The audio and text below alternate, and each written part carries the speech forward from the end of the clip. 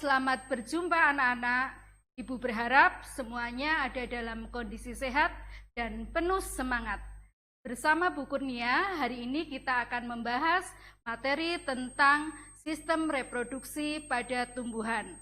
Bagaimana tumbuhan memperbanyak diri untuk menghasilkan tanaman baru dari tanaman induk.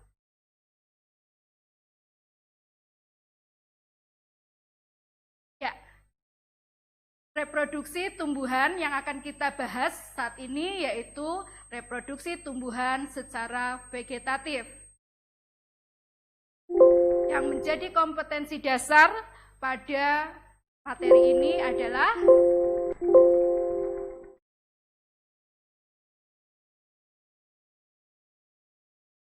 menganalisis sistem perkembangbiakan pada tumbuhan dan hewan,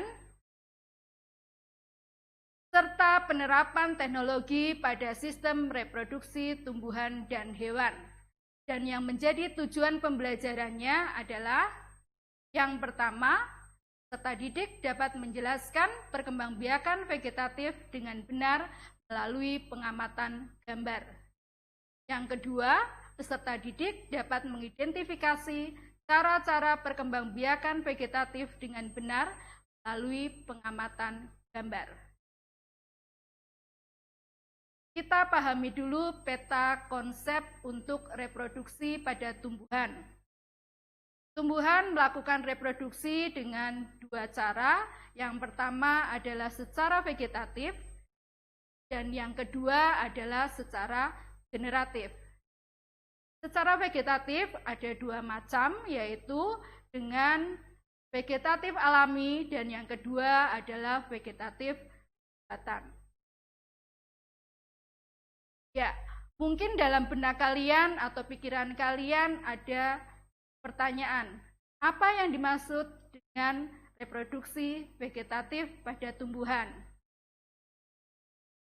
Ibu mengajak kalian untuk mengamati gambar berikut ini. Ya, kita melihat pada gambar, di situ ada gambar tumbuhan bambu. Ada bawang merah, ada wortel, dan ada kunyit. Tanaman atau bagian tanaman tersebut ada di sekitar kita. Dan di atas ada cara-cara perkembangbiakan tumbuhan tersebut. Ada yang dengan rimpang, dengan tunas, lapis, memberi akar, dan lain-lain. Ya.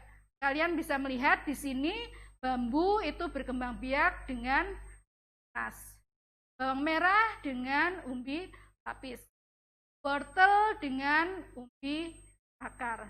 Kalian bisa memberikan contoh-contoh yang lainnya. Ini adalah merupakan cara perkembangbiakan vegetatif pada tumbuhan. Pada peta konsep tadi kita melihat bahwa ada reproduksi vegetatif alami dan vegetatif buatan. Yang sudah disebutkan tadi termasuk reproduksi vegetatif yang mana? Ya, kita kembali melihat di sini bahwa yang digunakan untuk perkembangbiakan adalah bagian dari tubuh tumbuhan tersebut. Dan dalam perkembangbiakannya tidak menggunakan campur tangan manusia. Sehingga disebut dengan reproduksi vegetatif alami. Kita lihat berikutnya. Perhatikan gambar, sini kita melihat ada cara-cara perkembangbiakan tumbuhan dengan menggunakan bagian dari tumbuhan tersebut.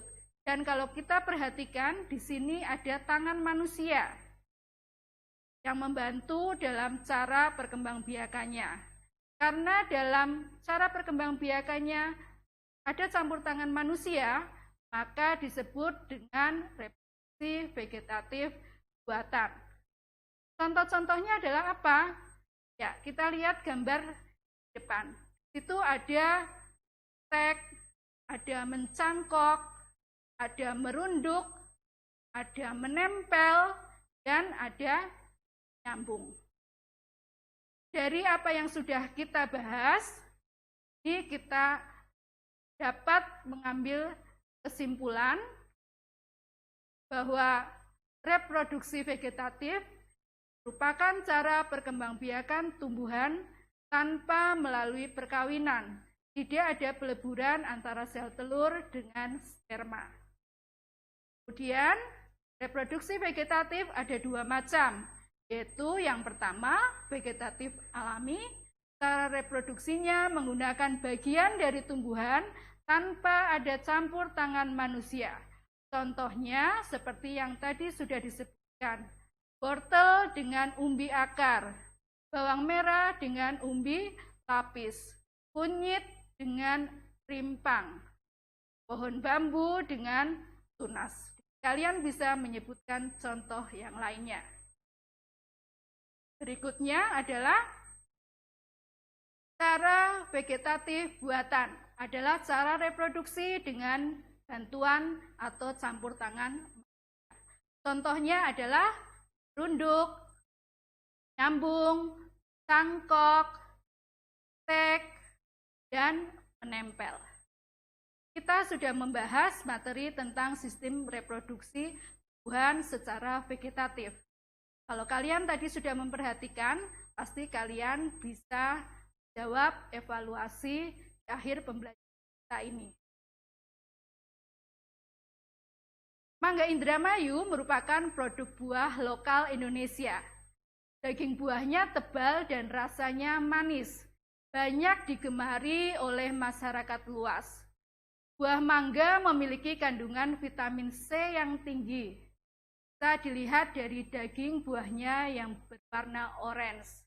Ya, ini sangat bagus ya untuk kita konsumsi, karena pada saat sekarang ini, pada saat pandemi COVID-19, kita membutuhkan vitamin C untuk kita konsumsi, karena bisa untuk menambah kekebalan tubuh kita.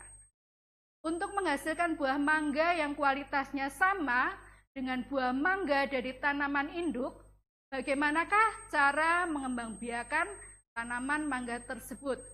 Berikan penjelasannya. Ya, kita lihat pembahasannya di sini. Ya, benar, dengan cara mencangkok. Mengapa dengan cara mencangkok? Ya, karena dengan cara mencangkok akan dihasilkan tanaman dan hasil buah yang sifatnya sama dengan.